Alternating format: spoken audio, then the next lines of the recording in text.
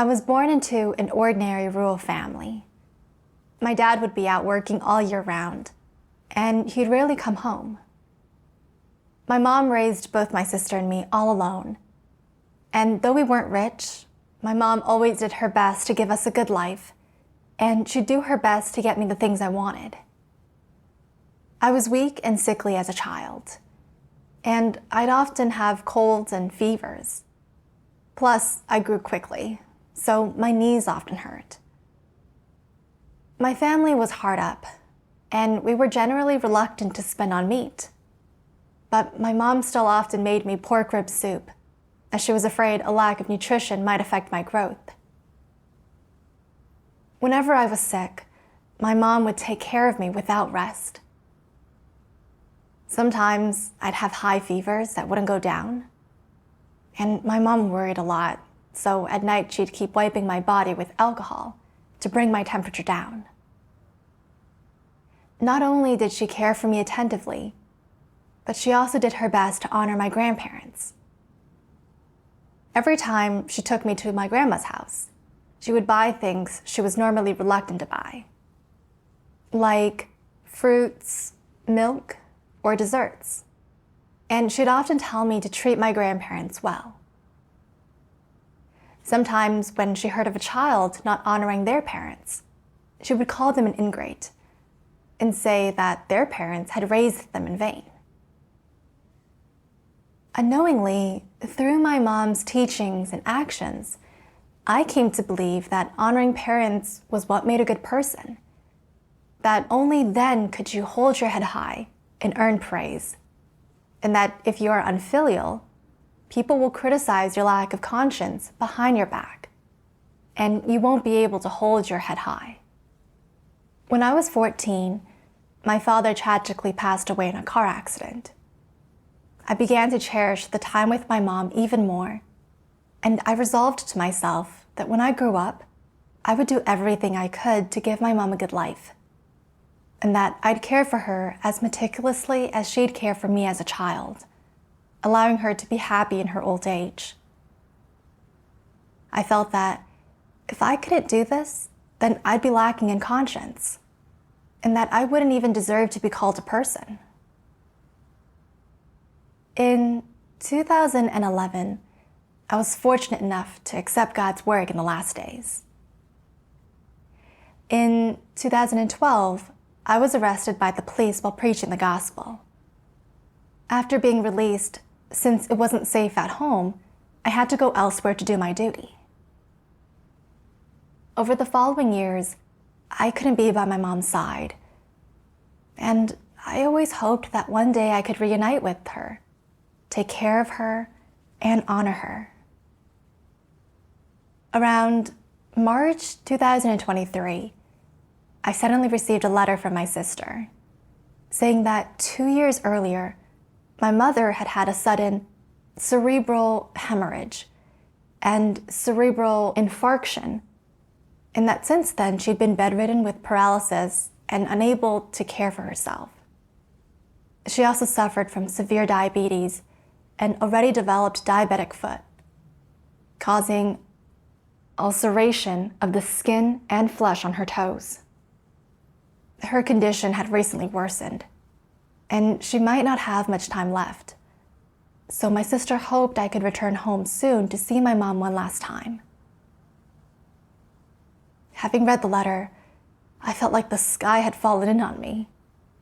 I just couldn't believe it. I was unable to control my emotions, and I broke down in tears, thinking, how could this happen to my mom? Is this real? During these last few years, I've been away from home. I always hoped that one day I could reunite with my mom, take care of her, honor her, and allow her to live her final years happily. This sudden news was like a bolt from the blue, shattering all of my hopes and expectations. For a while, I couldn't accept it, and in my heart, I couldn't help but complain about God. Why didn't you let my mom live a few more healthy years? I even wanted to ask God to shorten my life to to extend my mom's life, just so she could enjoy a few days of quiet happiness.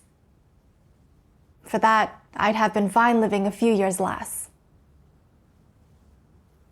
In the letter from my sister, she also said that my stepfather had proposed divorce just a few days after my mother fell ill, that his attitude toward my mother was terrible, and that he'd been beating and scolding her. My mother was already suffering because of her illness, and she still had to endure the torment from my stepfather every day. So eventually she developed severe depression. With no other options, my sister had no choice but to agree to let my stepfather divorce my mom. I thought about how my mom needed someone to take care of her for everything. But with my sister having to go to work, my mom was all alone at home. What if she got thirsty or hungry? Who would take care of her?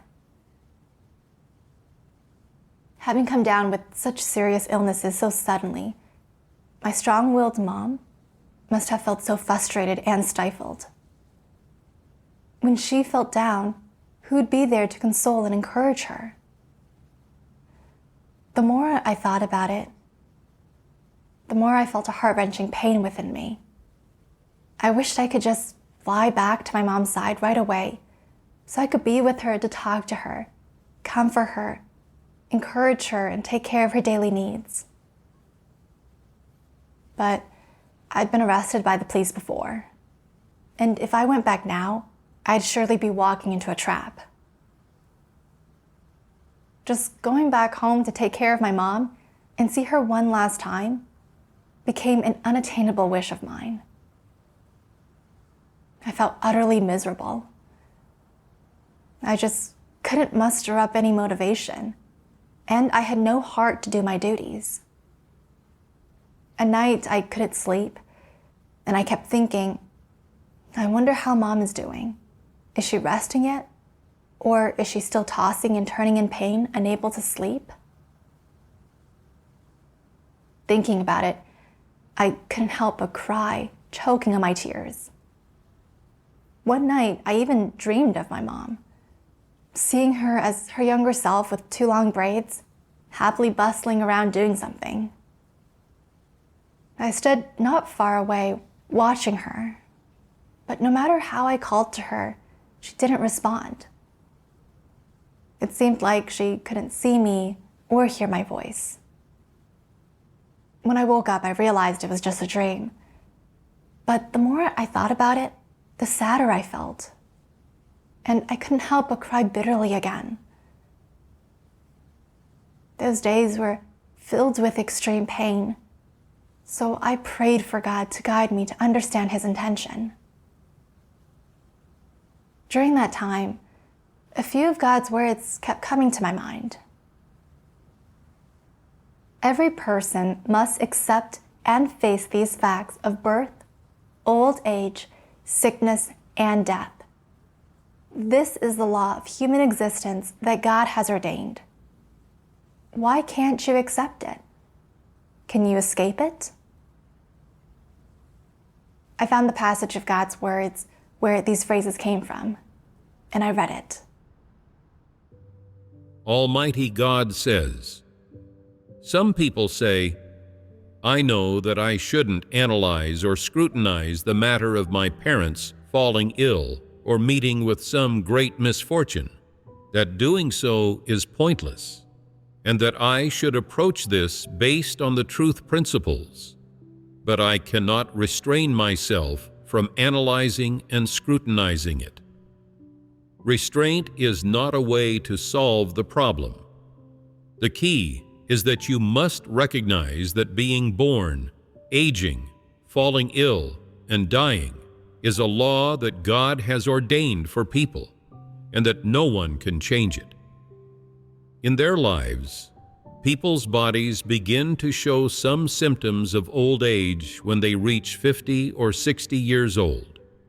Their muscles and bones aren't as good any longer. Their immunity declines. They don't sleep well. They easily catch colds. and they don't have enough energy to read or work. They are struck by various diseases, such as diabetes, arthritis, and also cardiovascular and cerebrovascular diseases like high blood pressure and heart disease. These physical illnesses will come upon all people. Today it's them. Tomorrow it's you or us. According to a person's age, and according to the law and destiny, people will all gradually grow old. Their bodies will gradually weaken, and their illnesses will gradually increase, until finally they face death. This is the law. It is just that because your parents raised you, and they are the people closest to you, and who you worry the most about, when you hear the news that your parents have fallen ill, you are unable to get past the hurdle of your affection, and you think, I don't feel anything when other people's parents die, but my parents can't get ill, because that would break my heart and cause me suffering. I just wouldn't be able to get over it. Just because they are your parents, you think that they shouldn't grow old or get sick, and that they even more so shouldn't die. Does that make sense? This doesn't make sense, and it is not the truth. Do you understand? Everyone will face the reality of their parents gradually growing old and getting sick. For example, with high blood pressure, heart disease, cerebral hemorrhage, hemiplegia, and so on, as well as various cancers. Therefore, everyone will experience the process of their parents aging, getting sick, and then dying. It is just that the timing of this experience is different for each person. But no matter when these things happen, as a son or daughter, you must accept this fact. If you are an adult, your thinking should be mature. You should have a correct attitude toward people being born, growing old, getting sick, and dying, and you should be able to face it normally. You should not try to avoid it or resist it, or even go so far as to become impulsive and let out words of complaint, complaining about heaven and earth and complaining about God when you hear that your parents are sick or have died. Every person must accept and face these facts of birth, old age, sickness, and death. This is the law of human existence that God has ordained. Why can't you accept it? Can you escape it? You want your parents not to get sick or die. You want them to be immortal. Does this conform to the law? Is this possible? Have you seen any created being who is immortal? Not a single one. Therefore, you must accept this fact. Before you hear news that your parents are growing old, that they have gotten sick and died, you should prepare yourself for this in your heart. One day, sooner or later, every person will grow old. They will weaken, and they will die. Since your parents are normal people, why can't they experience this stage? They should experience this stage, and you should approach it correctly. God's words gradually calmed me down. Birth, aging, illness, and death is the law of life that God has ordained for humanity. With my mom in her 60s, her organs and bodily functions were slowly deteriorating, and it was normal for her body to develop diseases. I shouldn't argue with God or act unreasonably, trying to exchange years of my own life for my mom's health and longevity. This is not submitting to God's sovereignty and arrangements. I am an insignificant created being, and God is the creator. And I should accept the law of life that God has ordained for humanity and experience things as they come. I cannot even decide or change the things I experience each day. Yet I held the vain hope of changing my mom's fate.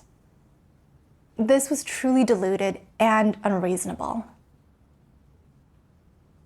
However, when I thought about how my mom would pass away soon, I felt truly sad. I cried and prayed to God. Dear God, I suddenly found out that my mom contracted such a serious disease and may pass away soon, and I can't accept this in my heart.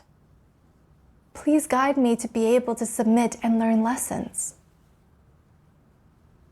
Later, I consciously looked for God's words related to my state. One day during my devotionals, I read a passage of God's words. Almighty God says, "Whatever illness your parents get, it won't be because they were so exhausted from raising you, or because they missed you. They especially won't contract any of those major, serious illnesses or fatal conditions because of you.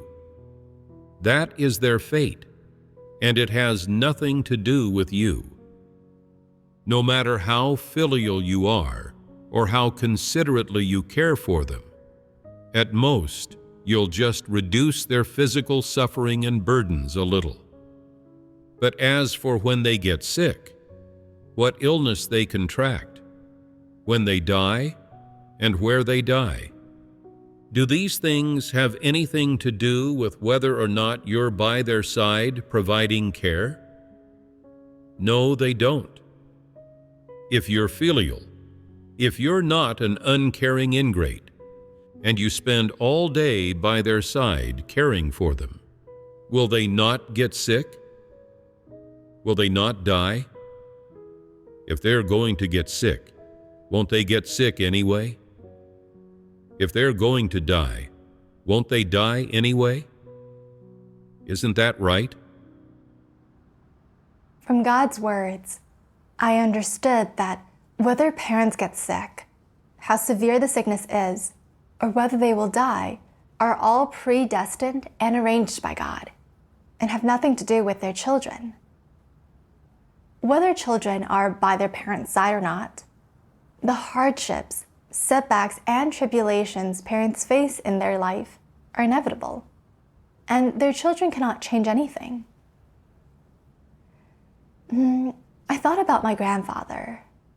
His children were all by his side, and he appeared healthy. But when he was about 60, he suffered a severe illness, leaving him bedridden with paralysis, and he fell into a vegetative state, and he needed people to take care of all his bodily functions. My mom, uncle, and aunt all took turns, caring for him day and night, massaging him every day, talking to him, and taking care of him attentively for years. But he never woke up. Now, my mother had become seriously ill and was paralyzed in bed. Even if I were to be by her side taking care of her daily needs, it would only make her body a little more comfortable. But I'd be unable to bear the suffering from her illness for her. Whether she recovered or died was something I couldn't change. Realizing this, I let go of some of my worries about my mother.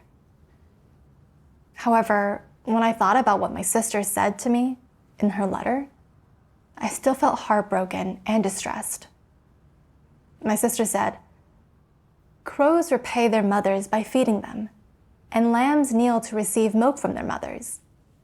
Even animals know to honor their parents. If a human doesn't even know this, they're worse than an animal." I thought about the years I'd been away from home. Such a big thing had happened at home, yet I'd never turned up. I had no idea what our neighbors, relatives, and friends were saying about me. but they'd surely be talking about me behind my back, saying I was unfilial, not even coming home when my mother was seriously ill and nearing death. My mother had raised me since I was little, and this grace was something I could never repay. So I should do my best to provide my mother with the best life, so she didn't have to worry about food or clothing, and could enjoy a happy, peaceful old age. But now that she was ill, I couldn't even take care of her. I felt like I was really worse than a beast. Thinking about this felt like a knife in my heart, and I often cried in secret, feeling guilty for not being able to repay my mother's nurturing grace. Later, I read God's words. Almighty God says, let's look at the matter of your parents giving birth to you.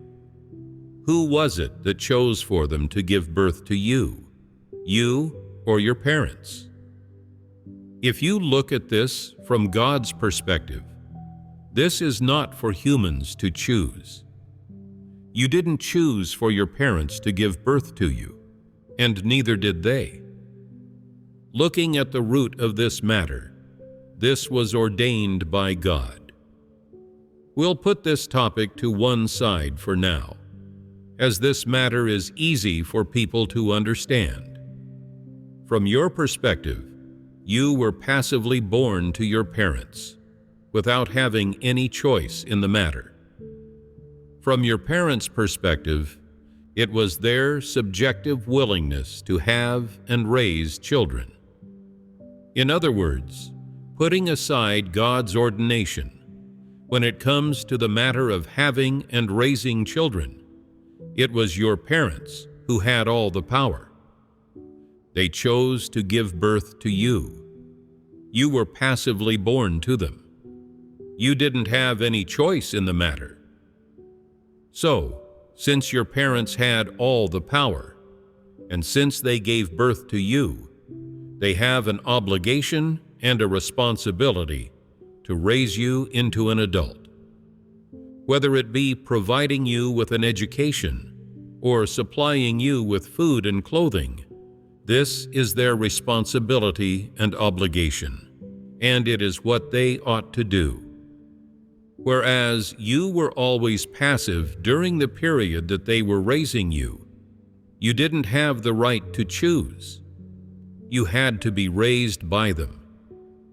Because you were young, you didn't have the capacity to look after yourself.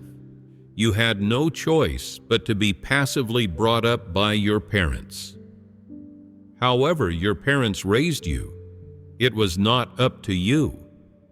If they gave you nice food and drinks, then you had nice food and drinks. If your parents provided you with a living environment where you survived off chaff and wild plants, then you survived off chaff and wild plants. In any case, when you were being raised, you were passive, and your parents were fulfilling their responsibility. It's the same as your parents caring for a flower.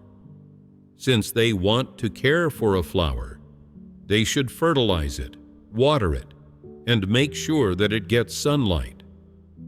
So, regarding people, no matter whether your parents looked after you meticulously or took great care of you, in any case, they were just fulfilling their responsibility and obligation.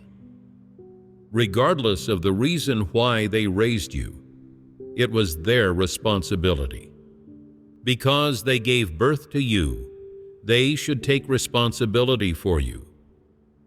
Based on this, can everything that your parents did for you be considered kindness? It can't, right? Your parents fulfilling their responsibility to you doesn't count as kindness. So if they fulfill their responsibility toward a flower or a plant, watering it and fertilizing it, does that count as kindness? That is even further from being kindness. Flowers and plants grow better outside. If they're planted in the ground with wind, sun, and rainwater, they thrive even more. They don't grow or turn out as well when they're planted in a pot indoors as they do outside. Whatever kind of family one is born into, it is ordained by God. You are a person who possesses life, and God takes responsibility for every life, enabling people to survive and to follow the law that all creatures abide by. It's just that as a person, you lived in the environment that your parents raised you in, so you should have grown up in that environment. That you were born in that environment is due to God's ordination. That you were raised into adulthood by your parents is also due to God's ordination. In any case, by raising you, your parents are fulfilling a responsibility and an obligation. Raising you into an adult is their obligation and responsibility, and this cannot be called kindness. There is a saying in the non-believing world: crows repay their mothers by feeding them, and lambs kneel to receive milk from their mothers. There's also this saying: an unfilial person is lower than a beast. How grandiose these sayings sound. Actually, the phenomena that the first saying mentions, crows repaying their mothers by feeding them, and lambs kneeling to receive milk from their mothers, really do exist. These are facts. However, they are simply phenomena within the world of living things. They are merely a kind of law that God has established for various living creatures. All kinds of living creatures, including humans, abide by this law, and this further demonstrates that all living creatures are created by God. No living creature can break this law, and no living creature can transcend it. Even relatively ferocious carnivores like lions and tigers nurture their offspring and do not bite them before they reach adulthood. This is an animal instinct.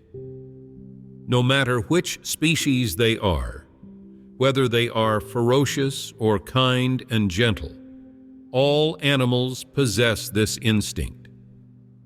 All kinds of creatures, including humans, can only continue to multiply and survive by abiding by this instinct and this law. If they didn't abide by this law, or didn't have this law and this instinct, they wouldn't be able to multiply and survive. The biological chain wouldn't exist, and neither would this world. Isn't that true? Crows repaying their mothers by feeding them, and lambs kneeling to receive milk from their mothers, demonstrates precisely that the world of living things abides by this kind of law. All kinds of living creatures have this instinct. Once offspring are born, they are cared for and nurtured by the females or males of the species until they become adults. All kinds of living creatures are able to fulfill their responsibilities and obligations to their offspring, conscientiously and dutifully raising the next generation. This should be even more the case for humans. Humans are called higher animals by mankind. If they cannot abide by this law and lack this instinct, then humans are worse than animals, aren't they? Therefore, no matter how much your parents took care of you and how much they fulfilled their responsibility to you while they were raising you, they were only doing what they ought to within the scope of the abilities of a created human. It was their instinct. After reading God's words, my heart felt a bit brighter. Raising offspring is a natural instinct God has endowed living creatures with. It is a law of life God has established for all living creatures. Both savage beasts and gentle animals follow such laws. And in this way, all kinds of creatures, including humans, can continue to multiply and survive. Since parents choose to bear children, they should take on the responsibility and obligation of raising and caring for them. This is abiding by and conforming to the laws ordained by God. It is the parent's inherent duty and should not be treated as a kindness imposed upon their children.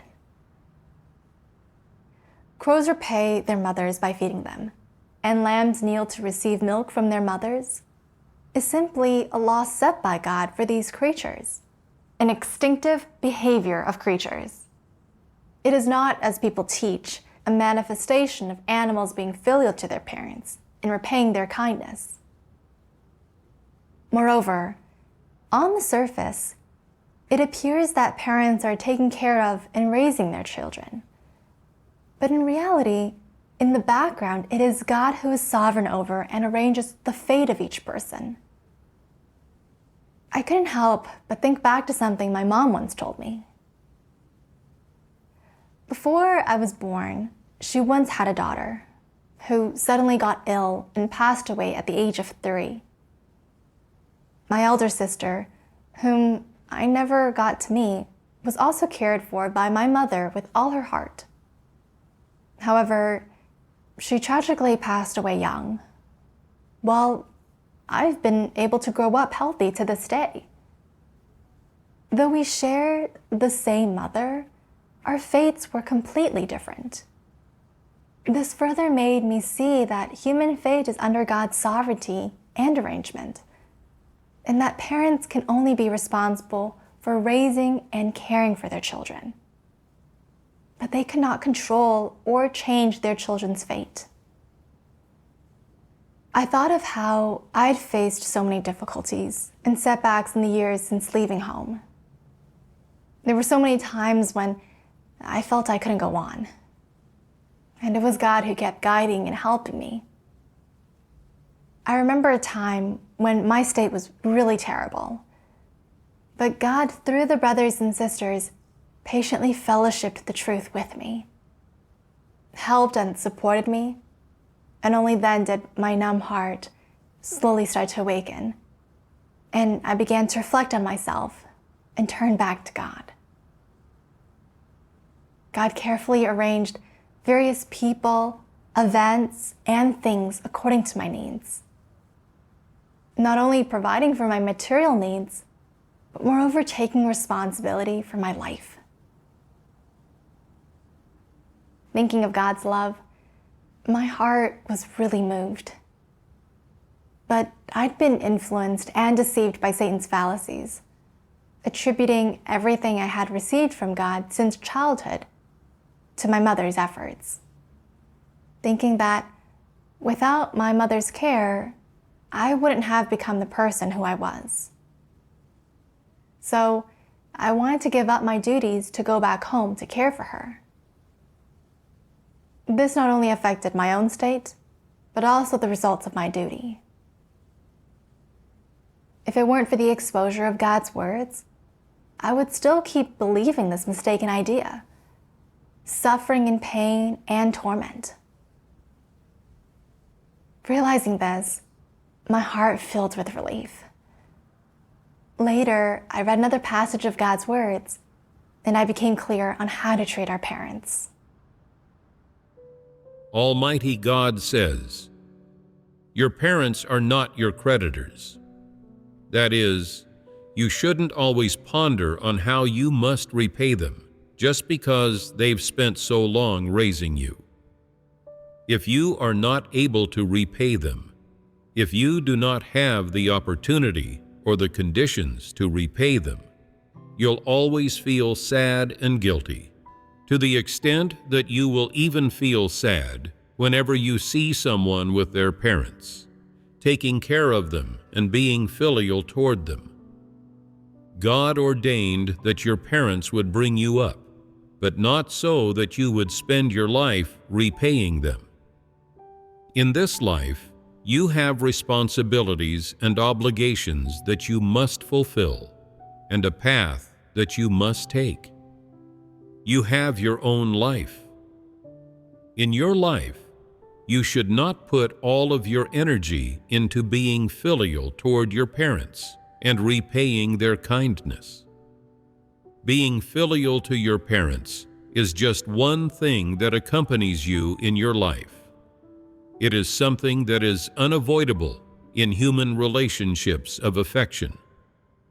But as for what kind of connection you and your parents are fated to have, and how long you will be able to live together, this depends on God's orchestrations and arrangements.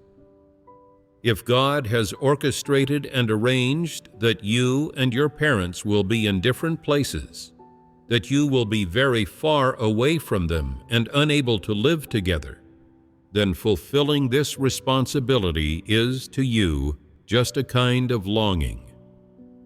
If God has arranged for your residence to be very close to your parents, and that you will be able to stay by their side, then fulfilling some responsibilities to your parents and showing them some filial piety are things that you should do. There is nothing that can be criticized about this. But if you are in a different place from your parents, and you do not have the chance or the right circumstances to show them filial piety, then you do not need to regard this as a shameful thing. You should not feel ashamed to face your parents because you are unable to show them filial piety. It is just that your circumstances don't allow it. As a child, you should understand that your parents are not your creditors. If you only pay heed to repaying your parents' kindness, this will get in the way of many duties that you ought to do.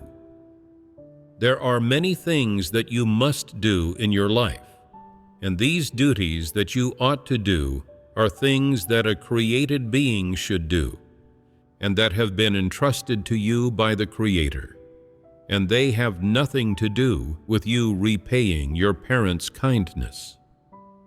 Showing filial piety to your parents, repaying them, returning their kindness, these things have nothing to do with your mission in life.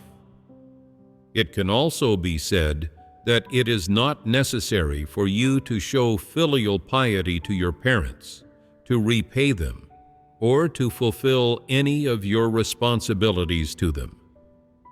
To put it plainly, you can do a bit of this and fulfill a bit of your responsibilities when your circumstances allow. When they do not, you do not need to force yourself to do so. If you cannot fulfill your responsibility to show filial piety to your parents, this is not a terrible mistake.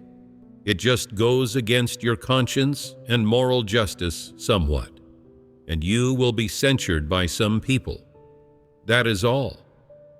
But at the very least, it does not go against the truth.